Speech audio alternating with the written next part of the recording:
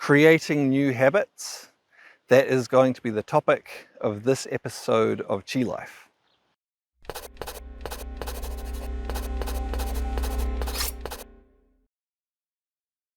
So this is, I guess, kind of a little bit of end of the year, new year themed vlog, because this is a time of year where often people take a look at themselves, what they're doing in their lives, and maybe assess maybe where they want to make a few changes. And it's a really healthy time of year to do that.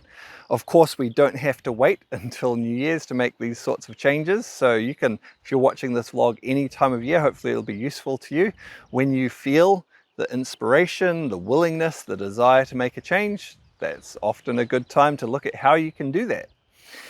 So in this vlog, I'm going to talk about two areas of ways to think about changing habits that are really helpful to help you to be effective in doing this, to help you be successful at doing this. So the first one is about having a towards rather than an away from orientation. In really simple terms, to begin with, what this means is to focus on creating a new habit of doing something rather than focusing on not doing something anymore. So that focusing on doing something is moving towards something, it's bringing in something new. Focusing on not doing something is an away from, because you're trying to stop that thing.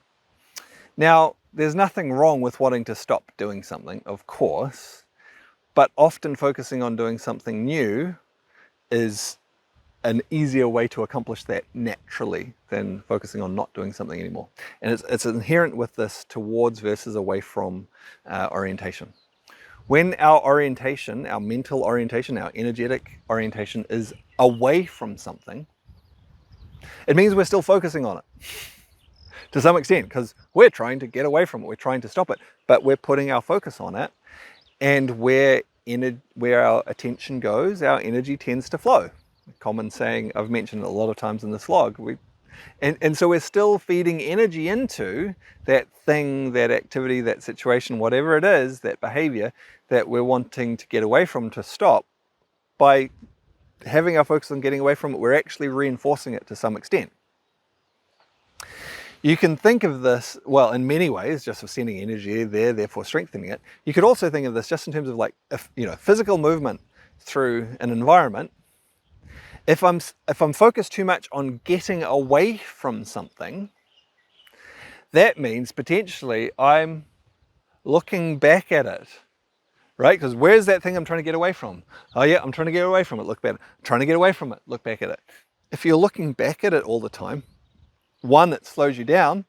It's harder to go very fast when you're like looking behind you all the time, right? And two, you might crash into things, and that's why you have to go slower, or you do crash into things. That's really going to slow you down because you're busy looking behind you at the thing you're trying to get away from.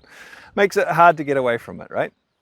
Instead, if our focus is on going towards something, now we're seeing everything that's ahead of us. We're putting our energy towards this, on that level. So our attention's there, that's going to send our energy there. We're then able to steer ourselves much more effectively in that direction. We tend to make a lot more progress more quickly. Okay, so there's a little bit of a balance here, but it's more efficient. It's way more efficient to focus on where you want to go rather than where you want to get away from. Now, of course, it's not a bad thing to have some idea of, okay, what do I want to get away from, right? Not a bad thing to recognize that, a behavior you want to stop doing, a situation you want to get out of, go like, yeah, okay. But once you've identified that, the best thing is not to focus too much on that, but actually do some planning, do some thinking. You're like, okay, here's this behavior I want to stop, this situation I want to get out of, whatever it is. How can I do that? And okay, another issue with an away from orientation is, okay, I want to get out of this, but where do I go? What do I do instead? Right? I go like, I'll just try to get away. And you go like, well, actually, I'm right by a cliff edge here. Like, I'm getting away. Like, oh, there's nothing there. I can't go that way. Hard to get away.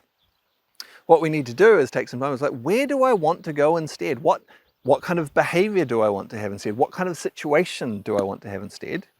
And then once you've identified that, change your orientation, change your focus from on what you want to get away from to how do I get there? What do I need to do to start doing that? What do I need to do to change my situation?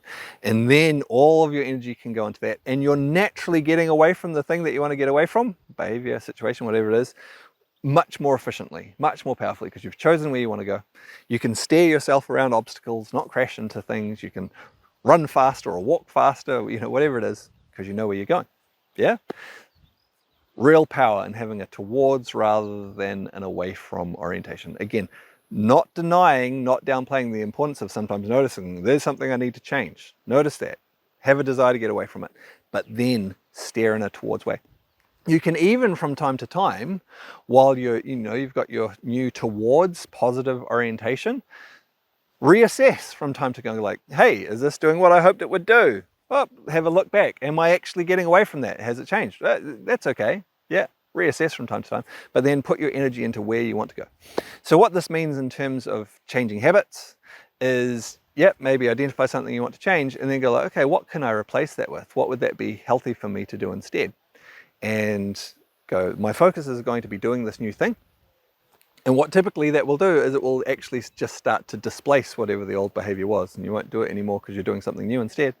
And again, you can tweak and fine tune it over time, but it tends to work much better than just trying to stop doing something.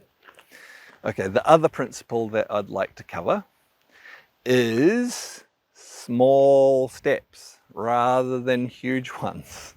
Yeah, this again, really important principle if you want to be successful in changing behaviors, situations, and so on.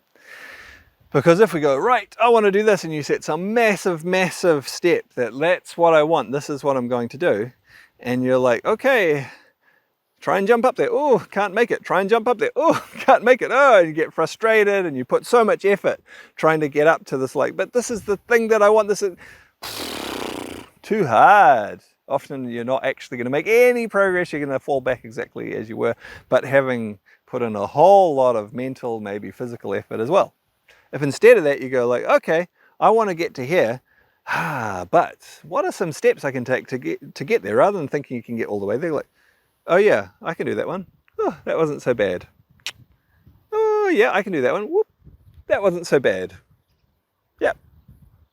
Oh, that one's a bit big, not working. Let's choose a smaller step. Oh yeah, look at that. I'm actually making progress. I'm getting there. So yeah, really valuable thing as well. Small steps. You tend to make a lot more progress that way than giant steps. Hopefully that's helpful. If you think about these two principles as you look to change some habits, whether it be around New Year's or whether it be any time of the year, any time in your life, choose what you want to go towards and break it down into small steps. If you do that, of course, there are some other principles as well to do with consistency, motivation, all that sort of thing. Didn't want to get into too many things, but just these two principles, if you apply those, you're much more likely to be successful in changing those habits. All right, I hope that's been a useful one. I look forward to seeing you on another vlog soon.